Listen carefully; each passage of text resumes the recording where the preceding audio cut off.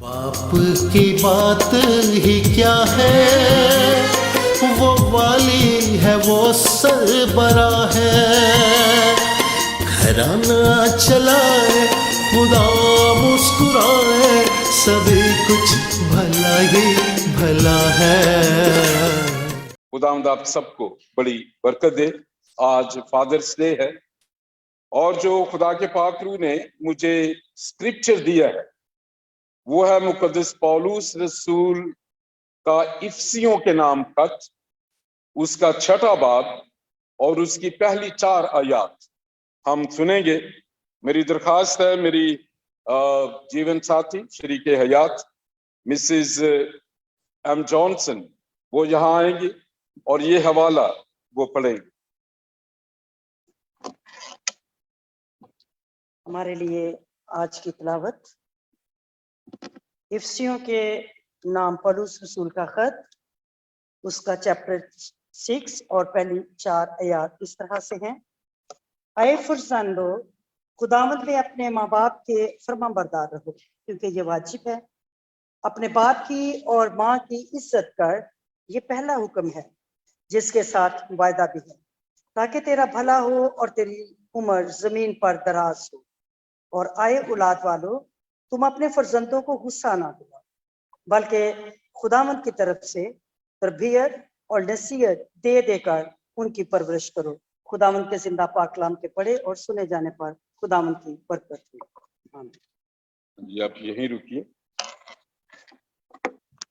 There is difference between parents and father.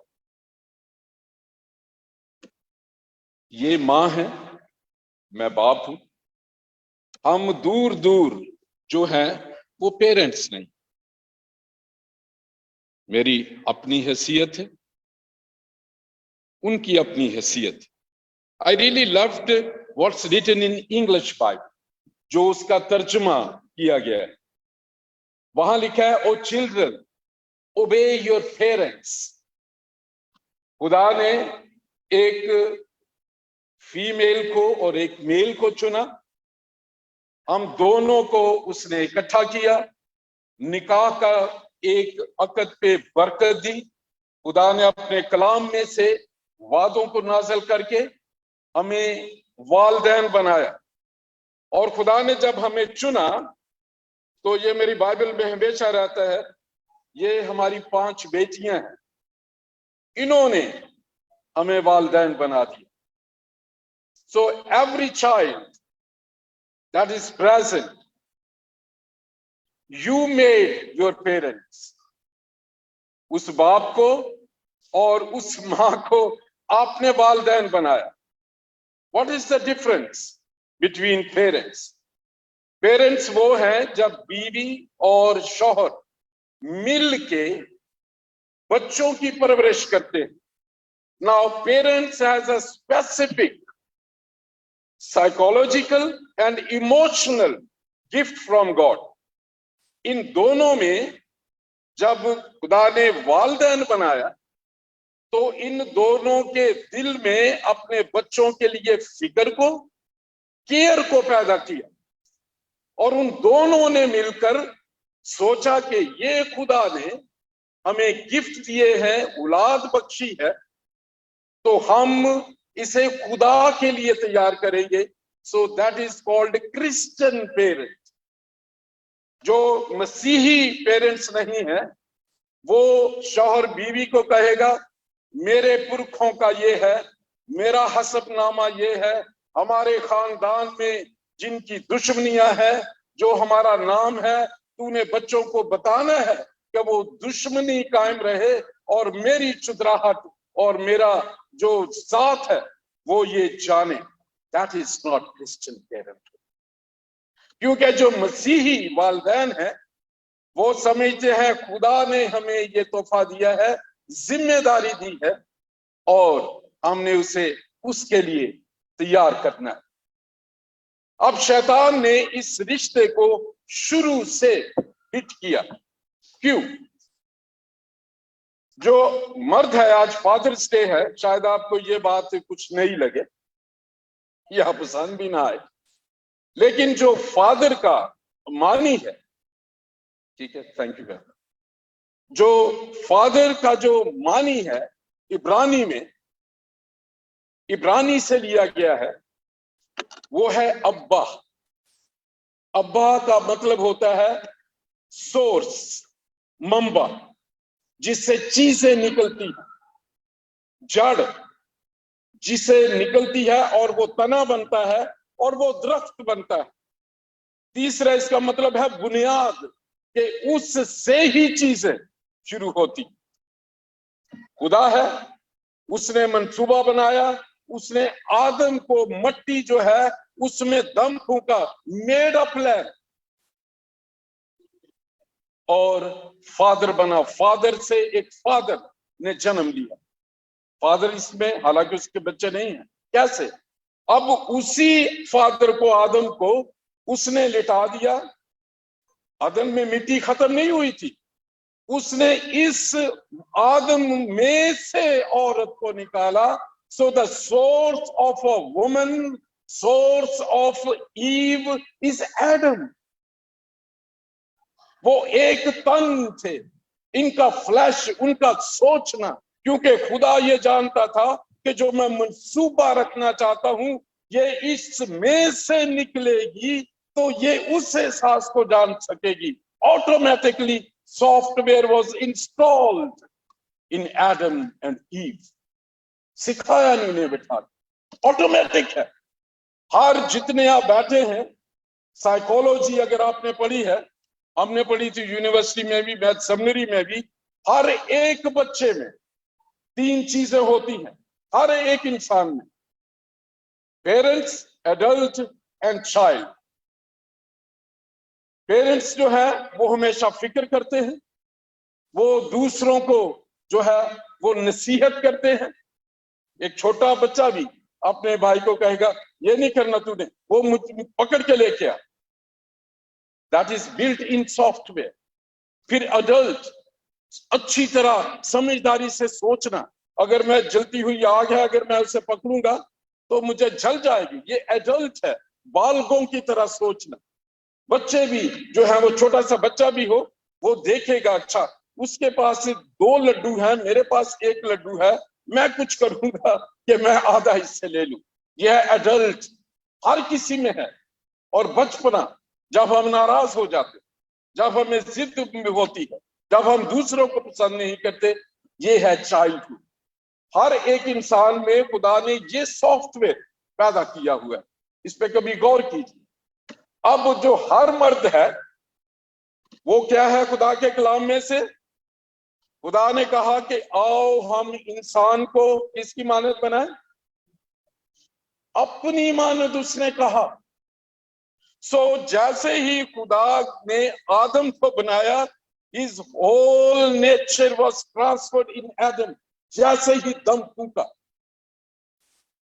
एक बाप से दूसरा बाप पैदा हो रहा है, और उसकी मिसाल देके जैसे ही उसने हवा को देखा, उसने कहा कि ये मेरी है, मेरी हड्डी में से हड्डी, गोश्त में से गोश्त है, और इसको कोई तजर्बा नहीं है माँ बाप का आदम को। उसने प्रोफेटिकली कह दिया उस सॉफ्टवेयर की वजह से जो खुदा ने उसमें इंस्टॉल किया था। उसने कहा इसलिए आदम अपने माँ बाप को छोड़ेगा और बीवी से मिला रहेगा। Adam didn't know what the mother and father like। वो एक ही हस्ती को जानता था, और खुदा का ये मंसूबा था कि वो बादशाही जो आसमान में है वो जमीन पर इनकी वजह से मैं कायम करूंगा। इसलिए जब इंसान की रूह निकल जाती है, वो टोटली गैर कानूनी हो जाती है, इस प्लैनेट अर्थ पे रह ही नहीं सकती।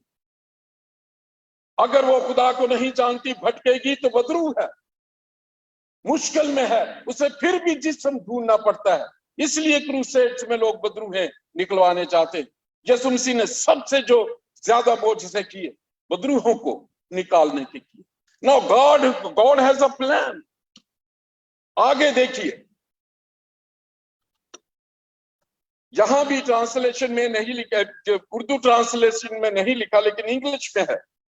4th आयत में, ओ ये फादर्स, उसकी ट्रांसलेशन यहां की है, और ए औलाद वालों, और मैं समझता हूं कि ये सही ट्रांसलेशन है कि जो बच्चे हैं मेल के तुखम से, सीड से वो जन्म लेते हैं और वो वालिद होता है, उससे वो तौलीद का जो सारा सिस्टम खुदा ने बनाया है, इसका अगर तर्जुमा अगर हम मैं इसे जस्टिफाई करूं तो ये बिल्कुल ठीक लिखा है।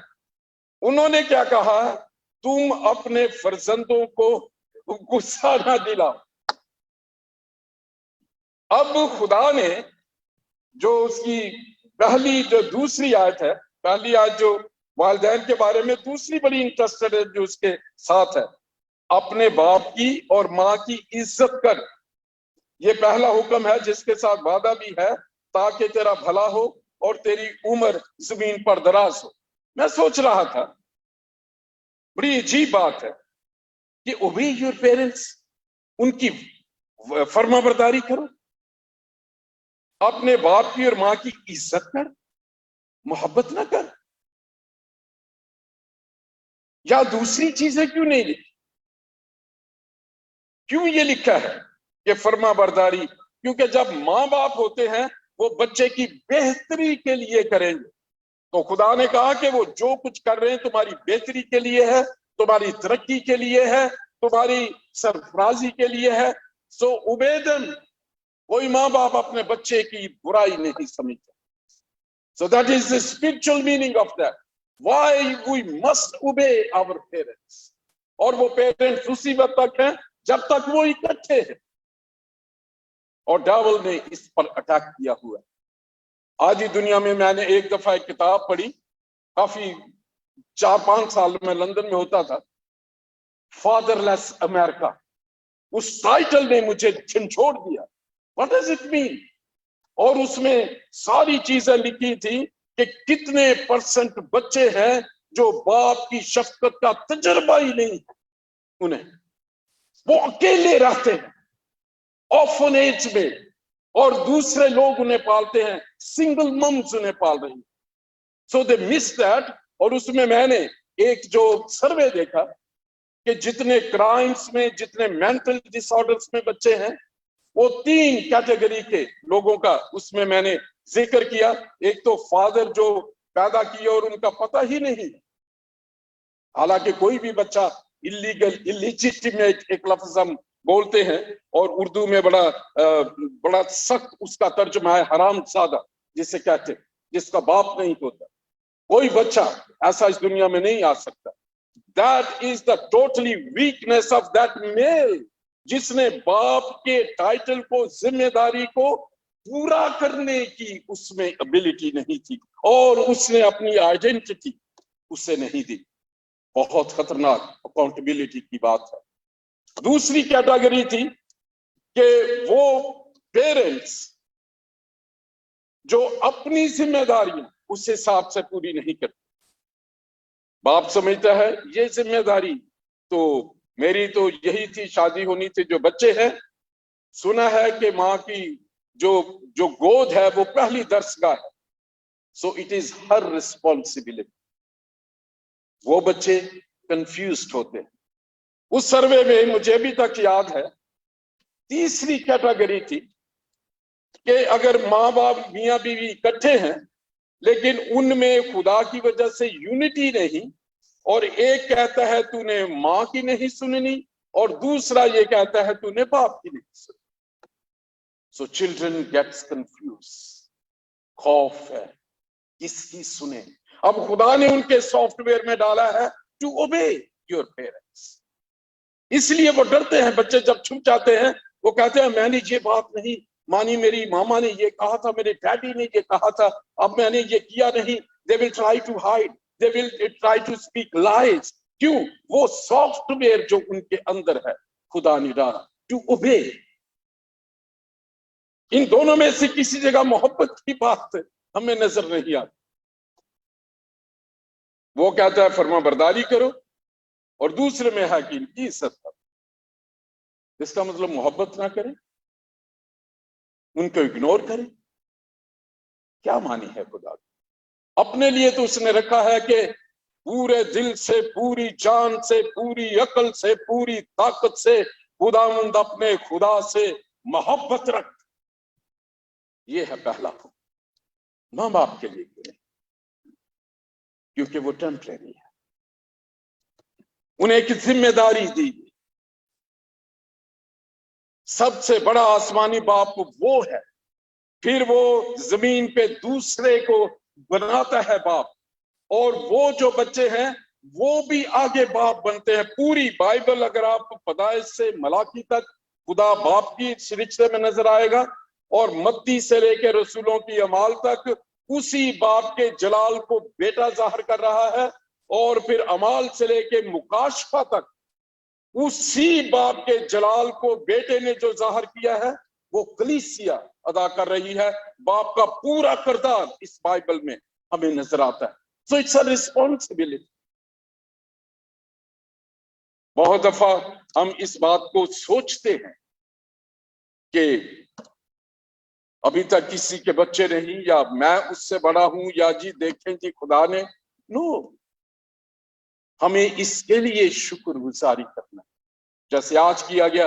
We need to pray for that holy moment, क्योंकि इससे स्पिरिचुअल वॉरफेयर, शैतान ने एकदम जो उस सोर्स में से निकली थी हवा, उसको बरगलाया। वो उसकी कमजोरी थी आदम की, उसने उसको सिस्टम चेंज कर दिया। खुदा कहता है कि फलो और बढ़ो। खुदा ने जो वादा किया था, खुदा ने उनसे कहा, अगर आप पढ़ के देखिए पैदाइश का पहला बाब, खुदा ने उनसे कहा, उन्हें बरकत दी, फलो बढ़ो और जमीन को मामूर और महकूम करो। अब ये खुदा का प्लान है।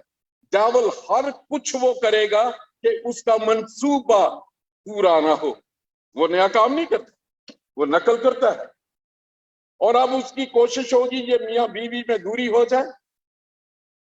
और कुछ दफा एक दफा ऐसे किसी जगह कोई इंट्रोडक्शन हो रहे थे, मैं उस वक्त रेडियो पे स्टूडियो में थे हम, तो के शख्स आया तो उनका तर्जुमा ये इंट्रोडक्शन हो सब एक करवा रहे थे, एक इंजीनियर थे, तो सबको कह रहे ये मैरिड है, ये शादीशुदा है। एक साहब आए तो वो कहने लगे कि ये नकाशशुदा है। हम सारे हंस पड़े, और जो है वो शख्स ने उसको बड़ा अजीब लगा, लेकिन ही कंट्रोल्ड हिमसेल्फ। तो वो इंजीनियर जो आए थे हमें ट्रेनिंग देने के लिए, आई फेल्ट क्वाइट बैड, क्योंकि वो जो अच्छे मेरे जानने वालों में से थे, और मेरे ही प्रोग्रामों में उनको मैंने पार्टिसिपेशन के लिए बुलाया था। तो मैंने इंजीनियर को पूछा, मैं क्यों आपने ऐसा कहा? वो कहने लगे कि ये जो है मियां बीवी, जिसने इससे शादी की थी, वो आई और चली गई। इनका निकाह हुआ है, ये शादीशुदा नहीं है। उसको कि निकाह नामे की जरूरत थी, और इसको दिखाने की जरूरत है कि हमारा निकाह हो चुका है। लेकिन शादीशुदा वो लोग होते हैं जो खुदा के कलाम के मुताबिक इकट्ठे रहते हैं, and that is the plan of God. मूसा को खुदा ने शरीयत में ये कहा था कि अगर किसी की शादी हो जाए 1 साल तक उसे जंग पे नहीं भेजना, और वो इकट्ठे रहते थे। That is plan of God. और उन्होंने मुझे कहा, इसलिए मैंने उसे कहा कि ये निकाह याफ्ता है, ये निकाह शुदा है, ये शादीशुदा नहीं है। आइए आज जब हम फादर्स डे पे आज खुदावंद की हुजूरी में ये चीजें सीखते हैं, दैट इज अ कॉलिंग। आप जितने फादर बैठे हैं, जितने बनने वाले हैं, ये कॉलिंग है। शैतान चाहता है कि हर बाप अपनी जिम्मेदारी को पूरा ना करे। वो चाहता है औलाद की नेमत ना मिले। आजकल इस तरह के केमिकल्स आ गए हैं मेकअप में और शैम्पूस में, उसमें पूरा टारगेट है, सब चाइना से निकला हुआ है। अगर आपने कभी पढ़ के देखना हो, I read about quite good long material, उसमें कोशिश ये है कि बर्थ कंट्रोल हो जाए और इस दुनिया में आगे तादाद न बढ़ सके। That is devils plan. खानों में ऐसी चीजें आ रही है। आप बहुत साल पहले देखें, यंग एज में शादियां होती थी, नेक्स्ट ईयर औलाद हो जाती थी। Things were perfectly fine.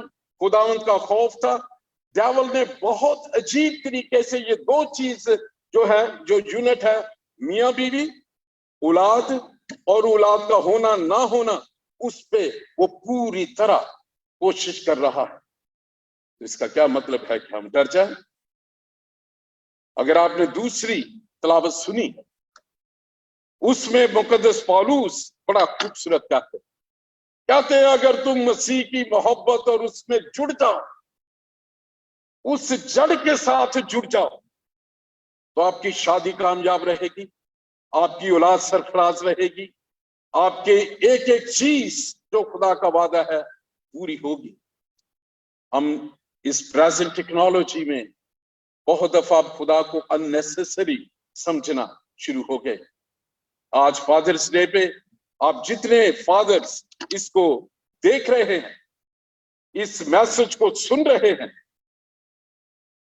तो वहां पे खुदावन ने कहा कि तुम अपने फर्जंदों को गुस्सा ना दिलाओ। इसका क्या मतलब? फर्ज किया मैं अपने बच्चे को कहता हूं मैं अंदर हूं, लेकिन फलां आए तो उसे कहना कि वो अंदर नहीं है। अब बच्चा फ्रस्ट्रेट है, ये मुझे कह रहा है कि सच बोल रहा है, अब कहता है कि झूठ बोलो। फ्रस्ट्रेशन आ गई तरबियत में। एक नई नस्ल को उसमें हम गुनाह को इंजेक्ट कर रहे, या वो कुछ कहते हैं कि मैं तो ये कर रहा हूं लेकिन आपने नहीं ये करना। ये किस तरह का मसला है कि ये खुद तो कहता है कि मैं कर रहा हूं लेकिन तुम ना करना। और वहां से फ्रस्ट्रेशन, गुस्से का मतलब है कंफ्यूजन, उसका करैक्टर का जो है बदलने का। और इसके बारे में कहा कि अपने फर्जंदों को गुस्सा ना दिलाओ, बल्कि खुदावंद की तरफ से तरबियत और नसीहत दे देकर उनकी परवरिश करो। अगर इसमें इंग्लिश में आप जो वर्ड इसके पढ़े, एक नर्चर है और एडमिनेशन है। उसमें यह है कि नर्चर की इतना खुदा का कलाम उस बच्चे को सिखाओ कि उसकी जिंदगी का हिस्सा बन जाए। तमजीद करना, दुआ करना, शुक्रगुजारी करना, संडे को मस्जिद चर्च में जाना, उसकी आदत बन जाए। अगर वो नहीं है तो वो बेचैन हो जाए। और एडमिशन का, एडमिनेशन का ये मतलब है कि ऐसी चीज जिसमें उसे तंबीह करना हो, छिड़कना अगर पड़े, उसको क्रिटिसाइज करना पड़े तो करें, तंबीह करें।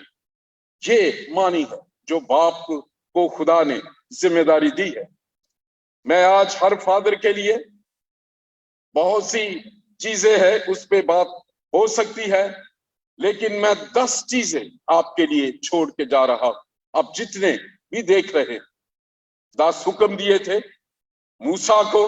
रिलीजन नहीं दिया था, हुक्म दिए थे कि किस तरह ये पाक रहे और मेरे साथ इनका रिश्ता बना रहे, बाप और बेटे का। लेकिन लोगों ने उसे रिलीजन बना लिया और आज तक भटक रहे हैं। खुदा को खुद इंसानी जिस्म में आना पड़ा। 10 चीजें हैं मैंने जो खुदा के कलाम में से खुदावन की हुजूरी में आपके लिए मशवरा, जितने फादर्स हैं उनके लिए छोड़ के जा रहा हूं। अगर आप पढ़े मिसाल उसका 2 बाब, उसका 22वां बाब और 6 आयत, मैं तेजी से बोलता जाऊंगा अगर आपने बाद में इसे सुनना हो। इमसाल 22 बाब 6 आयत, बच्चे का जो पहला उस्ताद है वो मां की गोद नहीं है, बच्चे का पहला उस्ताद उसका बाप है। खुदा ने कहा अपने लड़कों को सिखाना, that is the duty of a father, ये जिम्मेदारी है। नंबर 2, दूसरा क्रंथियों 3 बाब और उसकी 2 से 3 आयत, मिसाली किरदार जो मैं चाहता हूं मेरा बच्चा करे, मैं पहले उससे करके दिखाऊं। हर बेटी वो कुछ करेगी जो वो अपने माँ को करते हुए देखेगी। हर बेटा वो कुछ करेगा या बेटी करेगी जो अपने बाप को करता हुआ देखेगी। मिसाली जो प्रैक्टिकल करैक्टर, ये दूसरी जिम्मेदारी है खुदा के कलाम में। तीसरा है 1 तिमोथी उसका 5 बाब 8वीं आयत के खानदान की कफालत वो करता है। जावल ने इसे उलट कर दिया। उसने कहा कि माँ एजुकेटेड है, शी विल लीड, मैं करूंगी। देख लें, खानदान तबाह हो गए, क्योंकि आदमी के अंदर सॉफ्टवेयर में है कि मैं लीड करूंगा, उसके पास अथॉरिटी है, वो सर है। अब वो बोल नहीं रहा, लेकिन अंदर, और इन मुल्कों में तो बिल्कुल ही नहीं बोल रहा, और यह है अंदर ही अंदर फ्रस्ट्रेशन है। साथ रहते हैं लेकिन दूरियां हैं, जहन दूर हैं, क्योंकि वो चीज जो नेचुरल है, बहुत दफा हम पूरी पूरी जिंदगी जो दूर रहते हैं माँ बाप, और मैं उसके लिए देख रहा था, कुछ मैंने नोट से देखे, जो टीचिंग नोट्स, उसमें लिखा कि ऐसे लोग अगर बाप कहे कि ठीक है बच्चे को छोड़ के मैं जी जरा फ्यूचर कमाने चला जाऊं, it's a lack of faith. ईमान में कमी है कि अगर हम इकट्ठे रह के एलिया को अगर कौवा खाना दे सकता है, तो वो खुदा अगर उसके हुक्मों में वो दोनों इकट्ठे रहें तो उसके लिए वहां रिस्क को पैदा नहीं कर सकता। हम दूरियां काटते हैं अपनी ख्वाहिशों के लिए, खुदा के कलाम के खिलाफ नस्ल तबाह हो जाती। तीसरा है खानदान की कफालत की जिम्मेदारी है। फिर इंसाल 13 बाब 24वीं आयत है, तरबियत करना, डिसिप्लिन करना। आजकल जैसे बहुत ज्यादा सिचुएशन ऐसी है, हमें बहुत शौक है अच्छा फ्यूचर लेने के लिए, सबने कोशिश की, नथिंग बैड, लेकिन क्या होता है बच्चों को स्कूल में कुछ और सिखाया जाता है, कलाम कुछ और है। मियाँ बीवी बैठते हैं, अगर झिड़का अगर लगानी भी है तो पर्दे आगे करो, कोई ऐसा सबूत ना मिल जाए, स्कूल वाले बुला लेंगे। डिसिप्लिन, और ये सबसे बड़ा चैलेंज है यहां, कैसे दूर हो सकता है? खुदावंद में जुड़ने पर। बहुत दफा, क्योंकि मैं पास्टरल काउंसलिंग के लिए मुझे लोग फोन करते, मियाँ बीवी परेशान है, अगर बाप गुस्से में आ रहा है तो बीवी गुस्से, जो माँ है कहनी नहीं इतने नहीं, तन पता नहीं सी इंग्लैंड आ गए, असि यूरोप च आ गए, उत्थे तो ठीक सी, जरा तौनी छौनी ला देते, कोई गल। सो ये है डिसिप्लिन, चौथा जो है। फिर पांचवा है, ये अगर आप पढ़ना चाहें, ये इस्तिस्ना, ड्यूटोनॉमी चैप्टर 6 वर्स नंबर 6 to 9, बच्चों के साथ वक्त गुजारना, ये हमारा सबसे बड़ा मसला है। शौहर आ रहा है ड्यूटी से, बीवी ड्यूटी पे जा रही है, बच्चे जो हैं वो चाइल्ड माइंडिंग के लिए दिए हुए हैं, 80 पाउंड पर आवर दे सकते हैं हम वीक का, टाइम नहीं है हमारे पास। फिर जब नर्सिंग होम में होते हैं, आते नहीं हमें मिलने। और इसमें मैं पढ़ रहा था, जब से मदर फीड बंद हो गई है, बच्चों की मोहब्बत माँ और बाप के साथ खत्म हो गई। वो नीडों पे और जो आम सूखे दूध पे पलते हैं, और उसी तरह मोहब्बतें ठंडी होती। That's all against the nature, जो खुदा के कलाम के खिलाफ है। और ये पांचवा जो है, बच्चों के साथ रफाकत, जो वक्त गुजारना, बैठना, उनसे पूछना क्या सीखा है, क्या तुमने करना है, क्या कौन से तुम्हारे दोस्त हैं, तुम क्या चाहते हो, कौन सी चीजों में कहीं तुम छुप छुप के रो तो नहीं रहे, तुम्हारा दुख क्या है, क्या मैं ही तुम्हें सिखा रहा हूं या तुम भी, मैं तुम्हें ये कुछ वक्त भी देता हूं कि अपने दिल की बात कहो, क्या अपने दिल की बात कहने के लिए बाहर कोई दूसरे लोग तुमने ढूंढे हुए। छठा जो आज का है, हमदर्दी और तरस रखना। ये हमेशा हमें शिकायतें रहती, but we never try compassion. नहीं, मुशर्रफ बेटे का बाप, उसने उसे जाने दिया, ने कहा तेरा हिस्सा बनता ले जा, लेकिन उसे पता था ये आएगा। हमदर्दी तरस बना रहा, वो खड़ा है तरस से भरा हुआ कि जब वो वापस आए तो उसे गिड़गिड़ाना ना पड़े, मैं उससे बाजुओं में ले। तरस, उसकी सिचुएशन। अगर बच्चा एक सब्जेक्ट में कमजोर है तो क्या हम उस पे प्रेशर डालते हैं, तूने तो मेरे जो खानदान की नाक कटवा दी है, तू देखते हुए तेरे जो कजन है आगे बढ़ रहे हैं, तूने तो ये कर दिया, तूने वो कर दिया। इट मीन्स हियर के जो है वो तरस रखे जाने, try to know why he is not learning, क्यों ये खामोश रहता है, क्यों ये उदास रहता है, क्या बात है। तरस, ट्राई टू अंडरस्टैंड, सुनने की कोशिश करना दूसरे अल्फाज में। और जो सातवीं बात है, खुदा के कलाम पर अमल करना। और मैं ये आपको कहता हूं that is the most big point, जिसमें सब चीजों का हल। अगर आप खुदा के कलाम पर अमल करेंगे, उसकी बरकत आपकी नस्ल में जाएगी, जो चौथी नस्ल तक खुदा के कलाम में लिखा है। जब हम नाफरमाबरदारी में रहते हैं, वो सजा चौथी नस्ल तक है जो खुदा के कलाम में लिखा हुआ है। और उसमें आठवीं जो चीज है, बच्चों को गुस्सा ना दिलाओ, जो जिस पे मैंने जिक्र किया। आप एक चीज को जब समझेंगे नहीं, इरिटेशन इतनी हो जाएगी कि एक वक्त वो आपके सामने आके खड़ा हो जाएगा। Try to listen to me. आप डांटते ही रहते हैं, मेरी भी सुने, मेरी सिचुएशन को देखें। स्कूल में बुलिंग होती है, लोग मेरा नाम लेके बुलाते हैं, मेरी एथनिसिटी के बारे में है, मैं कंसंट्रेट नहीं कर रहा और आप मुझे ताने दे रहे। इसका मतलब है गुस्सा ना दिलाओ। Try to be very very friendly with them. और नौवीं जो चीज है, ये गुस्सा ना दिलाओ, इसका अगर आप हवाला लिखना चाहें तो ये इफ्सियों 6 बाब 4 आयत है। और खुदा के कलाम पर अगर अमल करने की आयत लिखना चाहते हैं, याकूब उसका 1 बाब और उसकी 2 आयत है। और उसके बाद है 9वां पॉइंट जो है, नेवर गिव अप। मुझे अफसोस है उन बापों पर या वालिदैन पे जो बच्चों को आंख कर देते, ऐलान कर देते हैं आज से हमारा इनके साथ कोई ताल्लुक नहीं। मैंने अखबारों में पढ़ा है पाकिस्तान में, खुदा का कलाम कहता है नेवर गिव अप।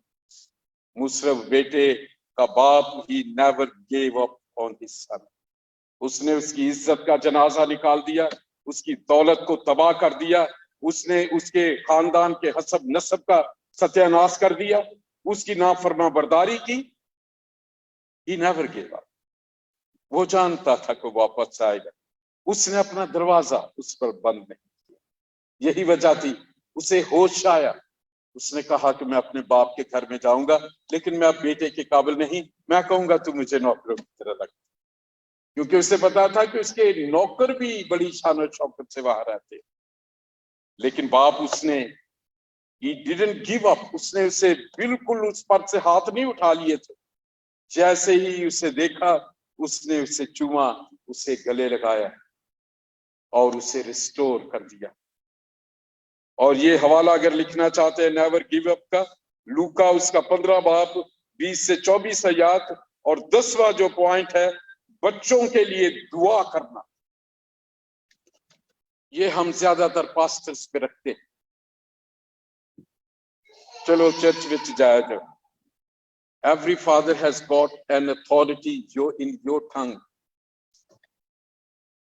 मैं अपने बच्चों का नाम लेकर उनके लिए बरकत देता हूं उन्हें, और कैंसिल करता हूं चीजों को। आप कर सकते हैं, आप अपने बच्चे के फ्यूचर को सिक्योर कर सकते हैं। इसहाक ने जो दुआ याकूब को दे दी, ईसाऊ को वो वापस नहीं दे सकता। That is that serious. इतना इख्तियार है आप जितने बाप बैठे, आप अपने बच्चों के लिए पॉजिटिव बोलना शुरू कर दें, वो ज़हीन होगा, वो कामयाब होगा। मैंने अपने चर्च में जितने भी बच्चे हैं, जब इनकी मैं टेस्टिमनी सुनता हूं, मैं इन सबको कहता हूं, इस चर्च में, बल्कि चर्च में नहीं, नॉटिंगम में मसीही जो पास्टर होता है वो फादर्स हार्ट होता है उसका। It does not matter if someone comes to this church और नॉट, वो खुदा यीशु मसीह के नाम से जाना चाहता है। I have a fathers heart, मैं एक पासवान हूं। इसलिए लोग कुछ भी कह दें, वो सामने आ जाए, मैं फिर उनसे गले मिल जाता हूं, because God has given me fathers heart, forgive and forget. एक एक बच्चे के लिए मैं नॉटिंघम के लिए दुआ करता हूं, जिनके पास अभी उनका वक्त बच्चे नहीं है, सबके लिए दुआ करता हूं। और इसमें ताकत है। आप अपने ऑफिस में जाएं, अगर आपके बच्चे कहीं जाते हैं, उन पे ब्लेसिंग बोलना शुरू कर दें।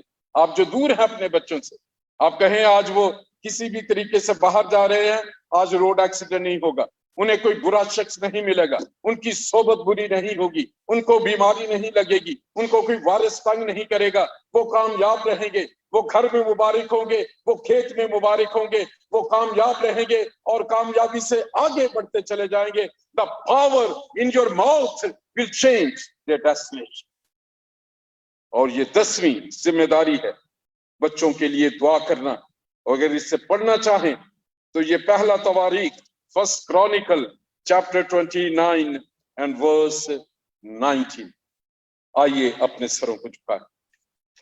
बाप की बात ही क्या है, वो वाली है, वो सरबरा है। घराना चलाए, खुदा मुस्कुराए, सभी कुछ भला ही भला है।